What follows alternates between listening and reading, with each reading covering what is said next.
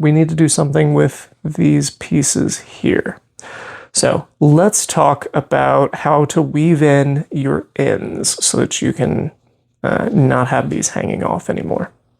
So to weave in your ends, like this one, that are loose so that they're not, ruining your beautiful work, what we're going to do is we're going to take one of our sewing needles, the plastic ones that came with your kit, something like this. And you're going to go ahead and thread the end of your yarn through the needle like so. Okay. Now you're going to thread it through like so. And then what you're going to want to do functionally, so what we're trying to do is you want to push the needle through these little, like the feet of the crochets, of the stitches, these two little legs that are coming off of each one. What we want to do is we want to sew the yarn into those feet. So we're just going to poke it through here. And we want to catch as many of those little feet as we can. But we don't want the hook to come out the other side. So be careful not to poke through. You just want to run alongside. Now this row seems a little tight, so I'm actually going to take this and I'm just going to kind of weave my way up one more row. So I'm going to go through here.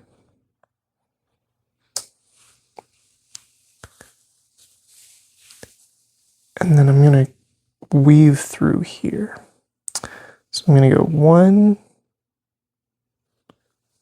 There's one. I'm going to try and weave through about 3 or 4 of these is usually a good number.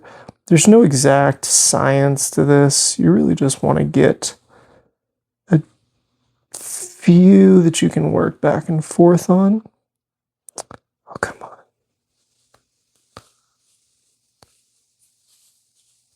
It's also a very tight circle, which makes it difficult to sew properly. All right, so there's 4 legs. So that I think will be, let's get one more. There we go.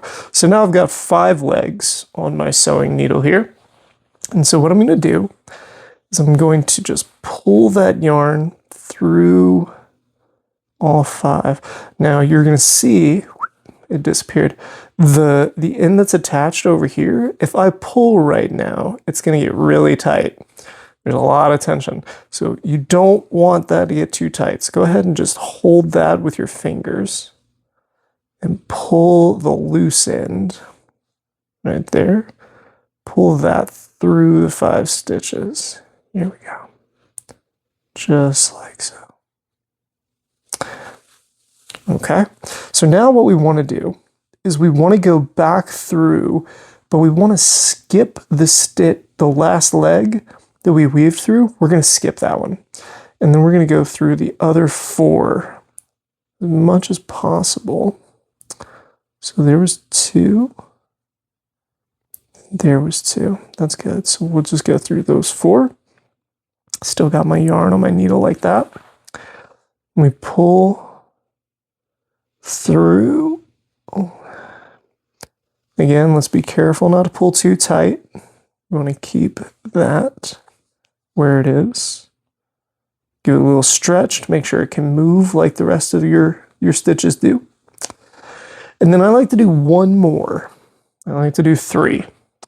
So again, now my yarn fell off my sewing needle. That's fine. We'll just put the end of my yarn back through the sewing needle like so. And then we came out underneath this leg right here. So I'm going to skip that. I don't want to go back through there because then it's just going to fall out. So I'll go for this one and then these 2 out, and then I will do one more right here. So that gives me nice 4 stitches. And then you just holding this steady so it doesn't get too loose, just like so. There you go. All right, now we've woven our loose end 1, 2, 3 times, so it should stay pretty well in place. Go ahead and put our needle aside. We're going to grab our scissors to be able to cut the loose end off. Now, what I like to do is, if you notice, it ends right here up against this leg. You've got your end. I pull just a little bit out, not much, just a little bit. And then I'm going to cut close to the leg. Don't cut the leg, just cut close to it, like so. Now you see that loose end is poking out right there.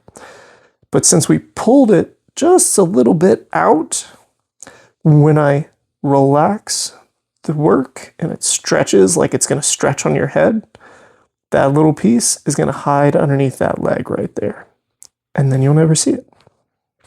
Now, when you finish your beanie, I would wait until the very end of the project to weave in your ends, just to make sure that everything's good and you don't need to undo and you've got plenty of yarn for everything. But at the end of your beanie, when you're ready, you want to do the weaving in on the inside. It's not very noticeable, right? You can't really see. If I were to flip it around off camera and show it to you, you might struggle to point out where we wove that end in, right? So it's not a problem, but the clean side is always nice. Let's talk about crocheting characters. It's called amigurumi. You may have a book that you got for Christmas that shows you how to crochet little characters. And one important thing that you might learn later after some practice is that both sides are not necessarily going to look the same of your work. So you can see these have these horizontal ridges and such, where this side doesn't. It just has these like V shapes, right? You get these little patterns of V's.